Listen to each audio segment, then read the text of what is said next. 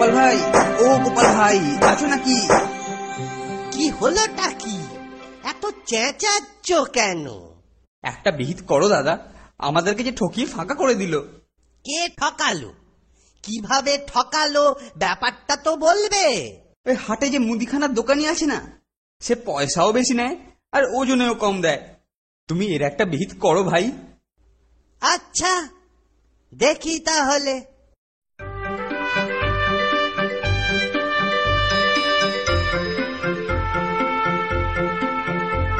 কি খবর দাদা, ভালো তো? এই চলছে একরকম। কি দেব? এই 200 গ্রাম অরহর ডাল, 500 গ্রাম ময়দা। এই নাও টাকাটা। পরের দিন দেব। নমস্কার দাদা, ভগবান ভালো করুক। কি দেব? অরহর ডাল আর ময়দা।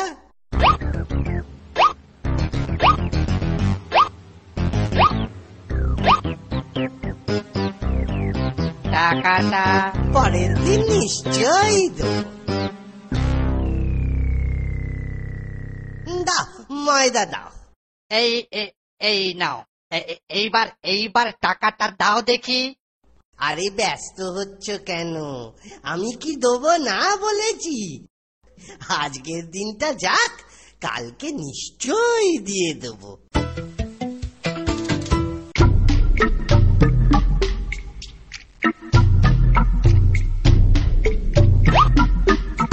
গোপাল ভায়া, ও গোপাল ভায়া, গোপাল ভায়া, গোপাল ভায়া।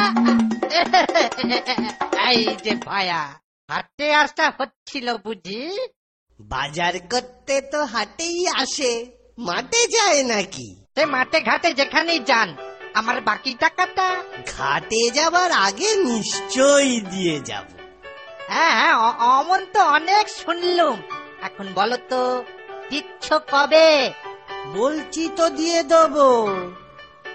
তুমি রাজার লোক বলে ভেবেছ কি? হ্যাঁ, আমি কিন্তু নালিশ করব রাজার কাছে। হ্যাঁ, তাই করো, সেখানেই সব কথা হবে। আচ্ছা বেশ, তাই হোক। হুজুর, হুজুর, গোপাল ধারে খেয়ে টাকা দিচ্ছে না। গোপাল, এ কথা কি সত্যি? হুজুর, সত্যি, এতে কোনো ভেজাল নেই। দোকানি, তুমি কত টাকা পাও? হুজুর, হুজুর 10 টাকা। 10 টাকা, বেশি নয়। এটাও কি ঠিক? না হুজুর, এতে ভেজাল আছে। মানে কি বলতে চাও কি? সামান্য কয়েকটা টাকা হুজুর, কিন্তু ও দুগুণ করে বলছে, 10 টাকা। দোকানি, তোমার হিসেব ঠিক আছে তো? এই দেখুন হিসাব। এই তো দেখছি হিসেব ঠিকই আছে। হুজুর, আমি অরহর ডাল আর ময়দা নিয়েছি। কিন্তু খাতায় ঘিও লেখা আছে দেখছি। ওইখানেই তো ভেজাল। আমি তো ঘি খাই না, তাই নেওয়ার কোনো প্রশ্নই নেই। হুজুর, অরহর ডাল আর ময়দাতে ঘি তো লাগবেই। ঘি ছাড়া কি এসব খাওয়া যায়? সত্যি তো, ও তো কিছু ভুল বলছে না। যতদিন ডাল ময়দা নিয়েছে, ততদিন ঘিও নিয়েছে। না না গোপাল, তুমি 10 টাকা দিয়ে দাও। আপনি যখন বলছেন তখন দিচ্ছি, কিন্তু ও বড্ড।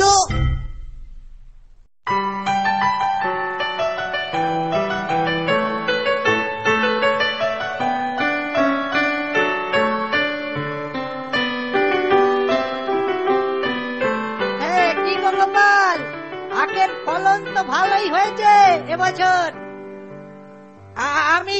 আমি আগাম বলে রাখলুম, আমায় কিছু কলসি গুড় দিও। তোমার দোকানে ধার খাই আর তোমাকে দেব না, সে কি কখনো হয়? কম করে 8-10 কলসি। হ্যাঁ, 8-10 কলসি গুড় দিও। ঠিক আছে, 10 কলসি গুড় তুমি পাবে। এই 10টা কলসিতে অর্ধেক করে মাটি ভর। মাটির ওপর এবার গুড় ঢাল। বেটা আমার সাথে চুরি।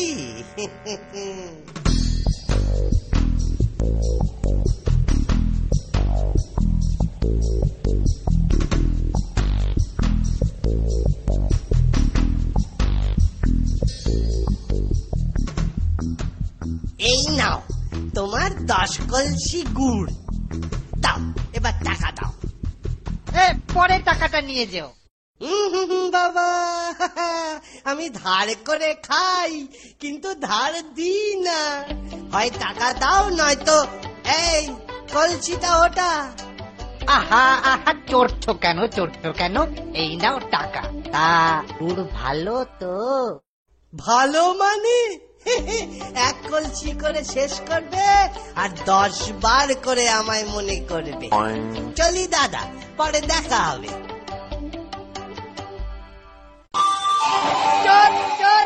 চোর কোথাকার, হ্যাঁ? আর বদমাইশের গাছ কই চোর গোপাল কোথায়? বাড়ির বাইরে হয় না? দেখাচ্ছি মজা। কলসির অর্ধেকটা মাটি আর বাকি ওপরটা গুড়। কি হে, কি বলছো? অত চেঁচাচ্ছ কেন ভাই? চেঁচাবো না মানে? অর্ধেক মাটি আর অর্ধেক গুড়। জুয়া চুরির জায়গা পাও না, হ্যাঁ? আমার সাথে এক্ষুনি টাকা ফেরত দাও। হ্যাঁ, এক্ষুনি টাকা ফেরত দাও। কিসের টাকা? টাকা দিয়েছো, গুড় পেয়েছো, এবার কেটে পারো। তোরে তবে রে নচ্ছার পাটি পিটলে, হ্যাঁ? দেখাচ্ছি তো।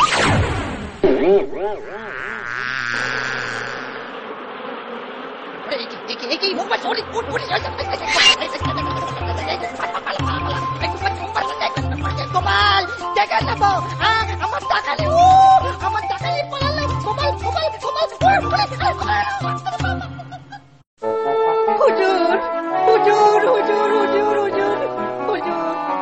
গোপাল আমার সাথে চুরি করেছে। কিরকম জুয়া চুরি? হুজুর 10 কলসি গুড় কিনেছি গোপালের কাছ থেকে। তাহলে জুয়া চুরিটা কোথায়? আরে জুয়া চুরিটা তো ওখানে। কলসির অর্ধেক মাটি আর অর্ধেকটা গুড়। বেটা চোর, বদমাইশ। গোপাল, এরকম হলো কেন? হুজুর, মাটির কলসিতে তো মাটি থাকবেই। অরহর ডাল আর ময়দা কিনলে যদি ঘিও কিনতে হয়, তাহলে আমার কাছ থেকে গুড় নিলে অর্ধেক মাটি তো নিতেই হবে মহারাজ। মনে পড়েছে, বুঝলুম ব্যাপারটা। ঘিয়ের দাম নেবার সময় দোকানি তোমার কি মনে হয়নি যে তুমি জুয়া চুরি করছো? তখন কিন্তু গোপাল তোমাকে 10 টাকা দিয়ে দিয়েছিল। তুমি 20 টাকা জরিমানা দিয়ে দাও, এই আমার আদেশ। হুজুর, 1/2 টাকা নয়, একেবারে 20 টাকা। হয় টাকা দাও, নয়তো শাস্তি তোমাকে পেতেই হবে। বলছেন যখন দিচ্ছি। এই নাও 20 টাকা। তুমি যে পাকা জুয়া চোর, গোপাল বুদ্ধি দিয়ে তা রাজসভায় প্রমাণ করে দিল। মন্ত্রী, ওকে কি শাস্তি দেওয়া যায় তুমি ঠিক করো।